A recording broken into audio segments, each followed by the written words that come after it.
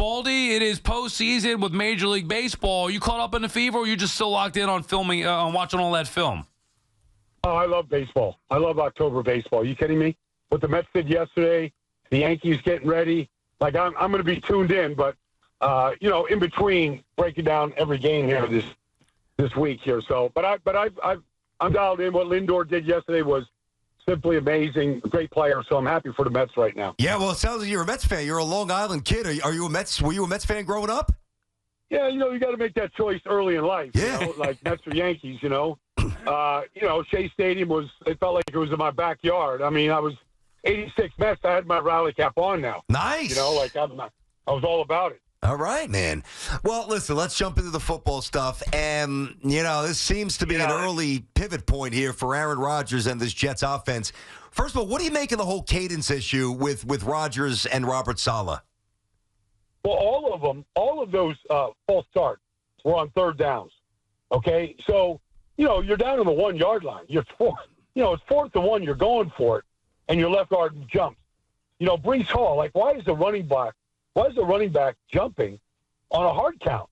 Like, okay, every once in a while, Tyron Smith, all right, your left tackle, you might flinch. But your running back can't do it. And you certainly can't do it on the 1 when it's your only chance to really score a touchdown all day. Like, I don't know. Like, something's not, the quarterback always reminds him, hard count here. And we used to say, you got to hold your water, right? That was the football phrase. Hold your water, hold your water. Like, how in the world are you jumping down there? You're trying to get them to jump 5 times. It's just flawed. It's just a flawed process right now. Well, didn't you think it was pretty telling? Because in the postgame press conference, he was asked about maybe dialing down the cadence. And he said, well, you can also hold guys accountable. I mean, that's a pretty direct shot at the coach. It is. It totally is. A lot of things have to be looked at the coach here. And that for sure is one of them. Like, you work on this stuff. You talk about it. You practice it. You have to get it enforced from the top down. This is a part of our offense. We're going to get these guys to jump. We're going to get 39. It's going to be 3rd and 4. We're going to get them to jump. It's Aaron Rodgers. That's what he does. Like, I don't know. I think it's a direct shot because the last thing Aaron Rodgers wants to do is take away from some of his strengths. He's already struggling enough in the passing game with guys not being where they're supposed to be. Like, at least in a game where, a field goal decides it, those 5-yard penalties, and there was 5 of them, false starts, 5. I don't know if I've seen anything like that this year. I think that's a direct shot to the coach. Can this team, Baldy, win in spite of their head coach? Well, everything starts there. I don't know if they have enough leadership, enough talent to do it. Your coach has to put you in positions, has to make some strong decisions. He's not calling plays. Jeff Ulbrich is, Nathaniel Hackett is. He's got to be, I don't know, sometimes I just want to see a coach when a guy jumps off sides on the 1 yard line. I wouldn't mind seeing Rex Ryan jump in a guy's face. This kid never, I just think you have to, get in guys' faces. You have to let them know on the sideline, whether it's Bill Parcells glare, a Rex Ryan, thump in the chest. You can't let this stuff just slide right now. Yeah. Well, Baldy, here's the biggest issue. It's on Brian Baldinger, Odyssey NFL Insider, BT and Sound on the Fan. The biggest issue is that if Saleh starts to do that, it's not really authentic to who he's been so far. Once you establish who you are, how do you change who you are? Well, that's a fair point, and I don't disagree with that.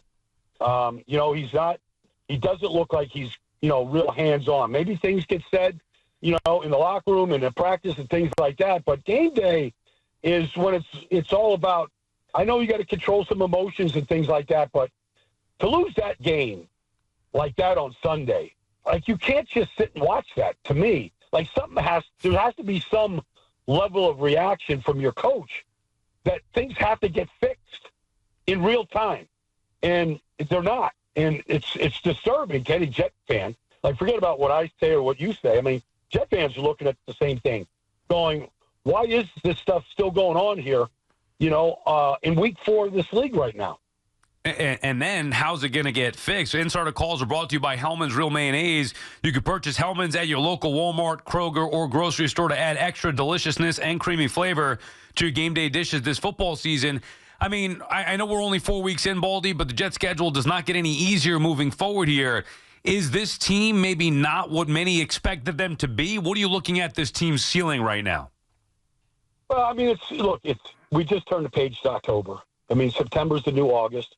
If they get the issues in the passing game fixed, that would help. But they're not, to see Breece Hall struggle like he's struggling, that's not supposed to happen. He's not. I mean, you brought in 3 new offensive linemen. You drafted one in the first round. I know Denver's got a good defense, but no running back should go 10 carries and gain 4 yards. And he doesn't look like he has any idea where the hole is, if there is a hole.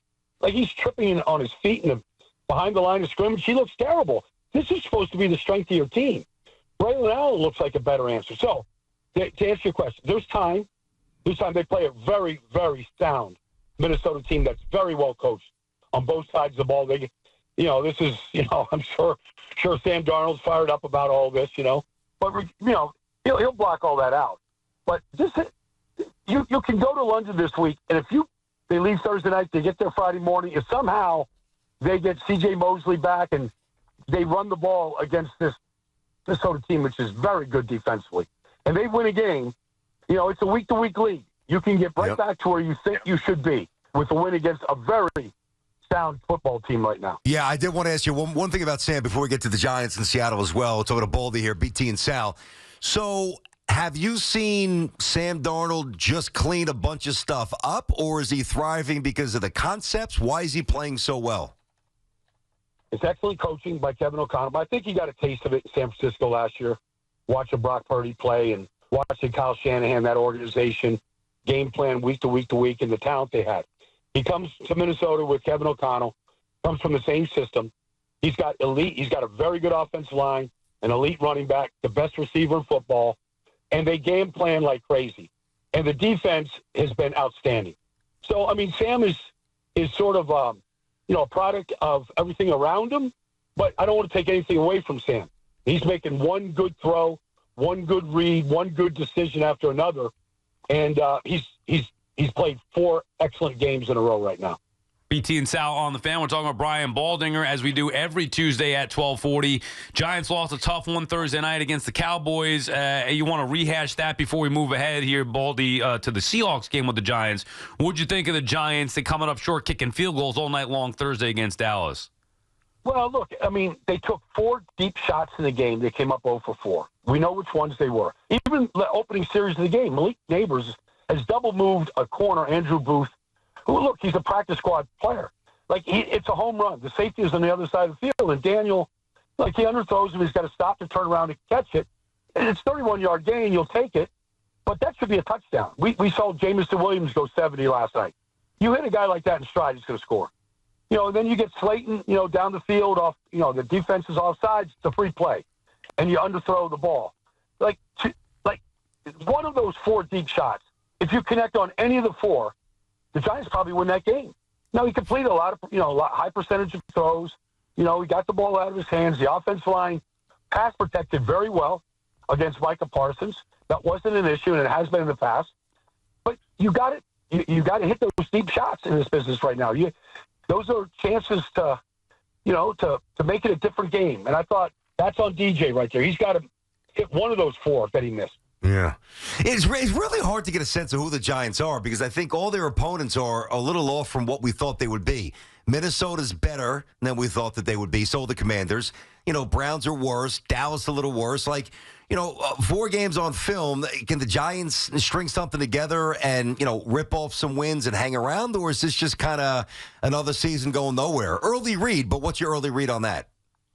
Well, I think this is going to be a big test in Seattle. They're coming off a short week where they didn't play well defensively at all. Jared Goff went 18 for 18 in that game. They couldn't stop them. They gave up 6 touchdowns. And they hadn't seen anything like that.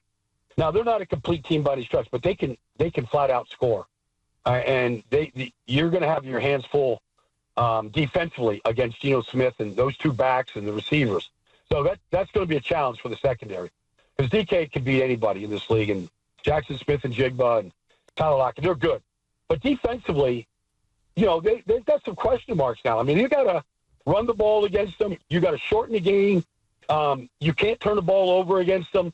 You got to handle the atmosphere loudest stadium in the league. Off a week, maybe you can a little bit.